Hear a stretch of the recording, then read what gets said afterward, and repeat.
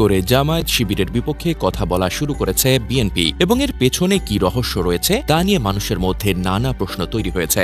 বিএনপির জ্যেষ্ঠ যুগ্ম মহাসচিব রুহুল কবির রিজভী সম্প্রতি এক বক্তব্যে বলেছেন, ৫ আগস্টের আগে ব্যাংক লুট ও দখল করেছিল আওয়ামী লীগ, আর ৫ আগস্টের পর ব্যাংক দখল করেছে একটি ইসলামী দল। তিনি অভিযোগ করেছেন, ৭১-এর বিরোধিতাকারী জামায়াত ঘোলা পানিতে মাছ শিকারের চেষ্টা করছে। রিজভী আরও বলেন, আজকে কোন মুখে বলছেন এক চাঁদাবাজ পালিয়েছে আর এক চাঁদাবাজকে দেখতে চাই না? কাকে উদ্দেশ্য করে বলছেন আমরা বুঝি না? আমরা তো প্রথমেই দেখলাম ৫ আগস্টের পরেই ইসলামী ব্যাংক আপনারা দখল করেছেন। এটা কি জনগণ দেখেনি? এছাড়া জামায়াতের বিরুদ্ধে আরও কিছু অভিযোগ তুলে রিজভী বলেন, পাড়ায় মহল্লায় জেলায় জেলায় অনেক টার্মিনাল, সিএনজি স্ট্যান্ড দখল সহ টেন্ডার ভাগাভাগির সাথে আপনারা জড়িত নন। আমি সেই রাজনৈতিক দলটিকে বলতে চাই, খুব নীরবে নিভৃতে সকল অপকর্মের সাথে আপনারা জড়িত।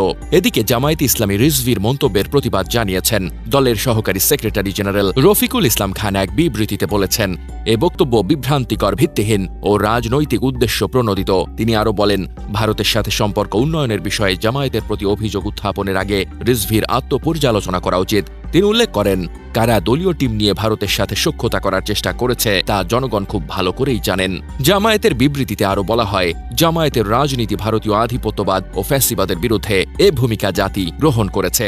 তারা রিজভীর বিভ্রান্তকর বক্তব্যের বিরুদ্ধে সতর্ক থাকতে আহ্বান জানায়। রিজভী ৫ আগস্টের পর আত্মসাতের অভিযোগ তুলতে গিয়ে জামায়াতকে ঘোলা পানিতে মাছ শিকার করার চেষ্টা করছে বলে মন্তব্য করেন। এর প্রতিবাদে জামায়াতের বিবৃতিতে বলা হয়, জামায়াত কখনো ঘোলা পানিতে মাছ শিকার করে না। তারা ২০১৮ সালের ঐক্যফ্রন্টের বিরুদ্ধে রিজভীকে প্রশ্ন করে বলেন, ২০১৮ সালে প্রতিষ্ঠিত জোটকে এড়িয়ে ভিন্ন মতের সঙ্গে জোট করে ক্ষমতায় যাওয়ার জন্য যে ঐক্য করা হয়েছিল তা কি জাতিসংঘে মুনাফিকি নয়?